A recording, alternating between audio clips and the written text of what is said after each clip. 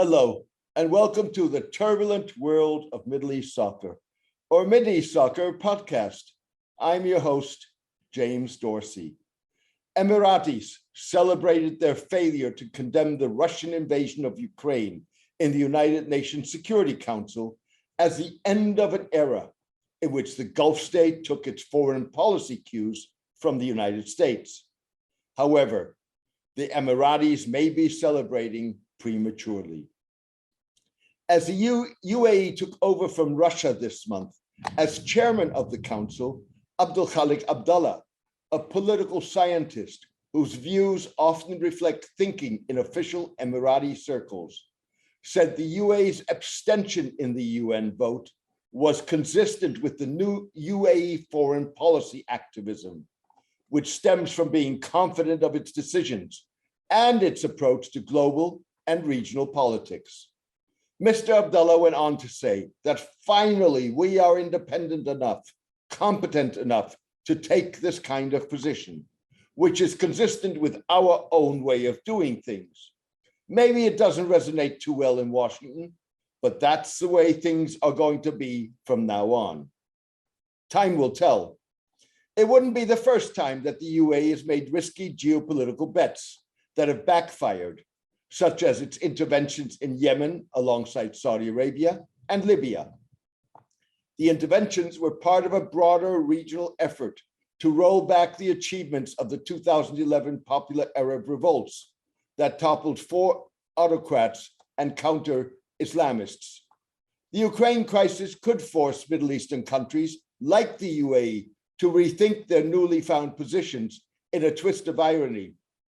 The crisis is likely to demonstrate that they can only hedge so much to compensate for a perceived lessening of the United States' commitment to their security and because of their significant economic ties to China.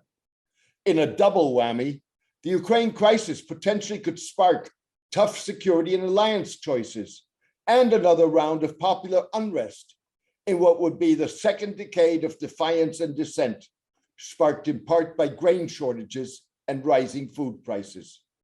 Even if protest in the UAE, one of the region's wealthiest countries, is unlikely, Middle Eastern autocrats could well discover that, like Ukrainians putting their lives on the line to stop the Russians, Middle Easterners can only be intimidated that much.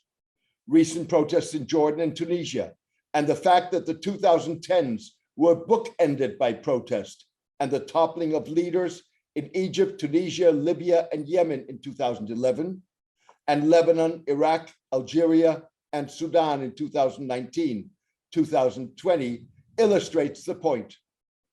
Drought and reduced agricultural output that persuaded people to move from the countryside into cities is believed to be part of the fuel that drove anti-government protests in Syria in 2011. Which sucked the country into a decade-long, devastating and bloody war. Rising grain prices provoked riots in Egypt as far back as 1977. The Ukraine crisis could force it again to risk a hike in bread prices. Countries like Syria, Libya, Turkey, Lebanon, and Egypt, the world's largest wheat buyer, rely on Russia and Ukraine for at least half of their wheat imports. However, those imports have been jeopardized by the closure of Ukrainian ports and the harsh sanctions imposed by the United States, Europe, and others on Russia. Wheat prices rose this week to the highest levels since 2009.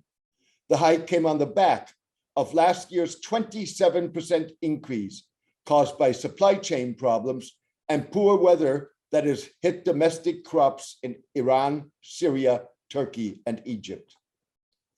In contrast to the United States, the UAE and Russia may see eye to eye on their perceived need to prevent or roll back popular uprisings like the Arab revolts or colored revolutions in Ukraine and elsewhere in the former communist world.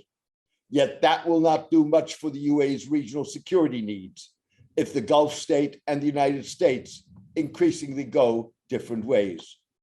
To be sure, strains in the US-UAE relationship have been evident for some time.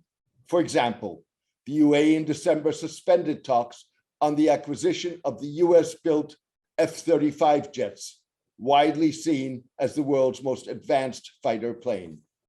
Last month, the UAE announced that it was buying a dozen Chinese L-15 training and light combat aircraft, almost to the day that Russian troops crossed into Ukraine.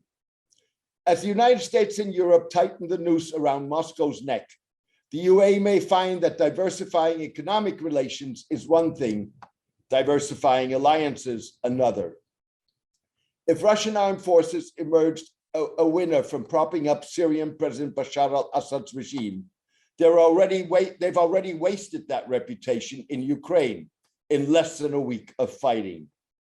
That is unlikely to change, irrespective of the outcome of a battle for the Ukrainian capital, Kyiv, particularly if Russia is dragged into fighting a long, drawn-out insurgency. In addition, Russian military planning in Ukraine miscalculated, and advances were bogged down not only by Ukrainian resistance, but also by equipment failures.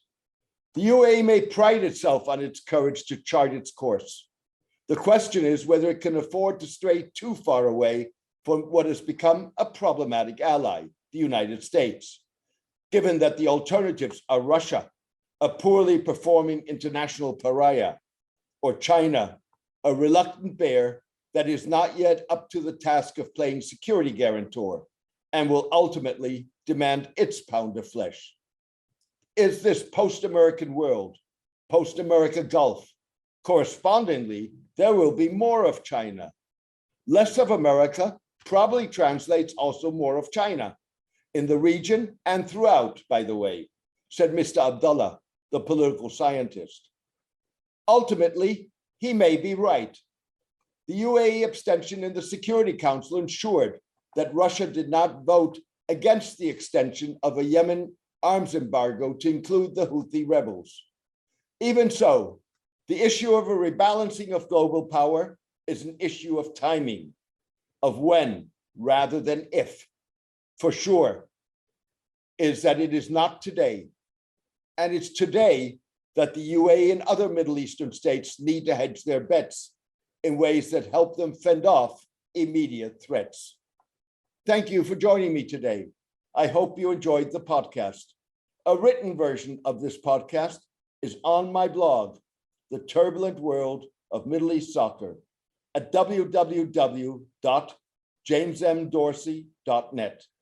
Please join me for my next podcast in the coming days. All the best and take care.